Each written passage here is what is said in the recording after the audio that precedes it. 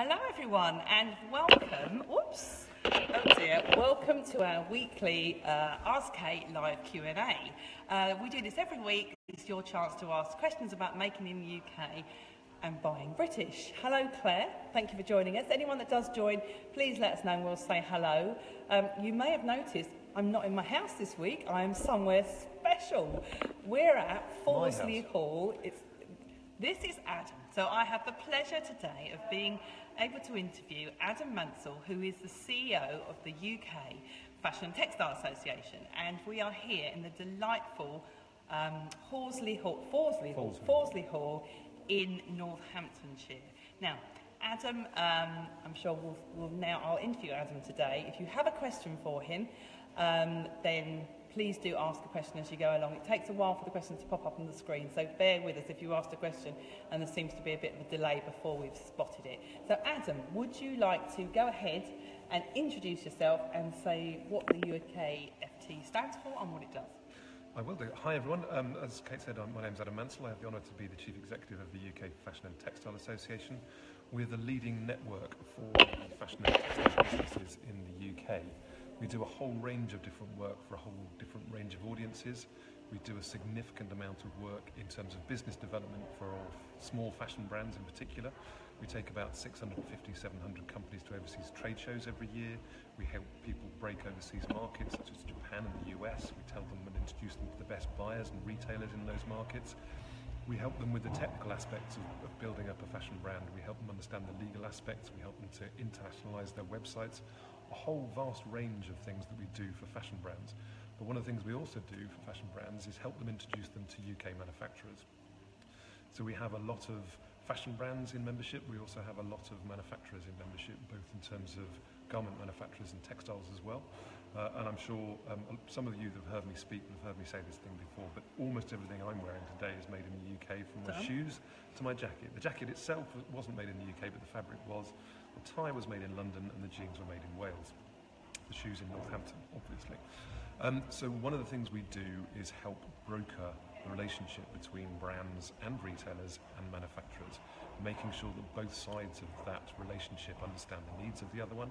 And also one of the things we've introduced quite recently is doing a very specific matchmaking service. So a lot of brands tend to contact UKFT to say, I want to make a range of swimwear, for instance, and we put them in contact. We take a whole load of information and we make sure that the manufacturer that we put them in contact with can actually work with that particular brand, be it if they've got a small need for a small production run, or whether they've got specialised technical textiles that they need to use in that manufacturing offer. And you do also have a database, don't you, of manufacturers, which is very handy, which designers can use. Do you want to tell us about that? We do. We have a database, free-to-use database called Let's Make It Here. It's letsmakeithere.org.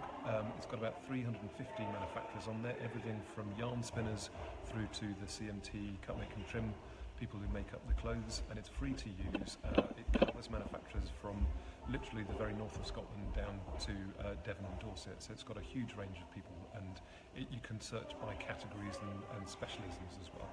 And if I had a small fashion brand and I was just starting out and wanted to find out about things like finance, would you be able to help with that? Yep, so you can come along and either join us as a member, or you can come along to our seminars. We run about 40 or 50 seminars every year, all based in our offices, predominantly based in our offices in central London, and they will cover everything from how to prepare your business for finance, how to work with crowdfunding, how to work with angel investment, how to protect your intellectual property rights. We do round tables on how to work with the Scandinavian market.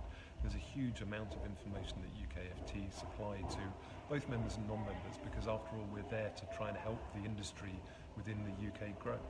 I can see that someone said it's very quiet. I think the microphone might not be. Let me take this out and see. Can you let me know? Oops, wonky camera now. Issues. Okay, Claire, let us know. We're on the wonk now. If you can hear us better now, because I was trying out the mics, but it may be that didn't work that well. So, Adam, do you obviously also represent manufacturers, don't you? Tell me a bit more about those. We do. So we've got a number of different manufacturers in membership. We have a specialist cluster of manufacturers in London. We have about 20 manufacturers in London. And we look after them as a specialist cluster in London because they've got particular issues around premises needs. But we also have manufacturers that make textiles, and so we've got members up in Yorkshire, up in Scotland, and we help them through all sorts of different avenues. Some of it is to do with linking with brands and retailers, but we also get very heavily involved in environmental issues, so helping big manufacturing companies reduce their carbon footprint and things like that. So we get involved in the real nitty-gritty of businesses. And how do you think Brexit is going to affect these manufacturers and brands, and what is the UKFT doing to help with that? Well, we are and have been lobbying very, very hard with the government and with the European Union to make sure that the government in particular understand the needs of our industry. Now, UK manufacturing has been growing, as Kate has been saying and shouting about loudly for the past 4 or 5 years. We produce over £9 billion worth of product here in the UK, and we employ over 105,000 people in manufacturing, and that is growing. Fantastic. One of the absolutely amazing figures. One of the things that is driving that growth is the fantastic skill base that we bring in predominantly for the cut, make and trim people from Eastern Europe. So if you take our London manufacturers as an example, a significant amount of their workforce is EU workers. Now, we need to make sure that the government understand that when whatever immigration system comes in, it's not just for the doctors and the lawyers, it's also for the people that are actually driving the manufacturing economy in the UK, and so that includes those incredibly talented seamstresses that we need, and the cutters and all the rest. So we're talking about that. We're talking about tariffs, because although UK manufacturing will grow as a result of Brexit, you know, the uncertainty about tariff rates means that retailers and brands are beginning to look about, can we bring some of our manufacturing back to the UK, because we don't know what the tariff rate's going to be coming out of Bangladesh in 2 or 3 years' time. We don't know what the tariff rate's going to be coming out of Turkey in 2 or 3 years' time. So how can we work with UK manufacturers?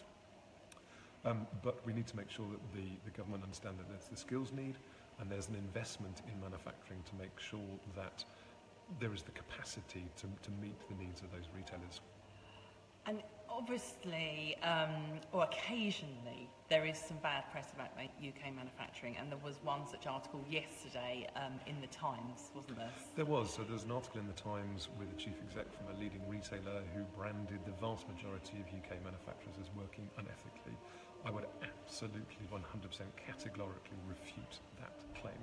There are bad apples. There is no getting away from the fact that, very unfortunately, there are some companies who completely flout the law, and UKFT and lots of other organisations linked with UKFT utterly condemn those practices. However, there are some absolutely amazingly fantastic manufacturers in the UK who pay way above the national minimum wage.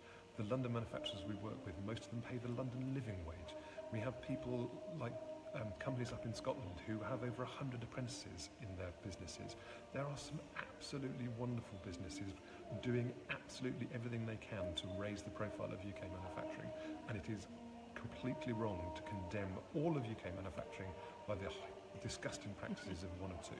Yeah, that's journalist for you, eh? Yep. So if someone wants to get into working with a manufacturer, how would you recommend they do that? There's a number of different ways of doing it. One of the issues that we have in terms of our manufacturing and our fashion brand is there's a huge disconnect in terms of the attractiveness, or the perceived attractiveness of careers in manufacturing as opposed to careers within design. There's something like 15,000 people on fashion design courses in the UK, and they're not all going to become the next Stella McCartney, however brilliant Stella is. What we need to do is make UK manufacturing a much more attractive career, and we did at Kate's Meet the Manufacturer event, we did an interview panel with 3 young people, all under the age of 30, all of whom had chosen to work in manufacturing because they understood that manufacturing was a long-term career where they would have a huge knowledge and a huge number of skills, and they absolutely love working in manufacturing. They love dealing with designers, they love solving problems, making things, and they love they? making things, absolutely. Yeah, so you can get into manufacturing either through going through a degree route and then finding out your local manufacturer, or the apprenticeship route. I think if I had my time again, I'd be looking very clearly at the apprenticeship route. You get paid to, you earn while you learn is the catchphrase. Yeah. So you can go in, get a whole range of fantastic skills. Most of it's taught on the job, so it's not in classes, it's actually on the factory floor. So if people are interested in getting involved in apprenticeships, there are apprenticeships in all sorts of different parts. Can they contact you if they're interested? Absolutely. Fantastic. The easiest way to get through to us is via our website, www.ukft.org, where we can certainly help place young people into all sorts of different manufacturing careers.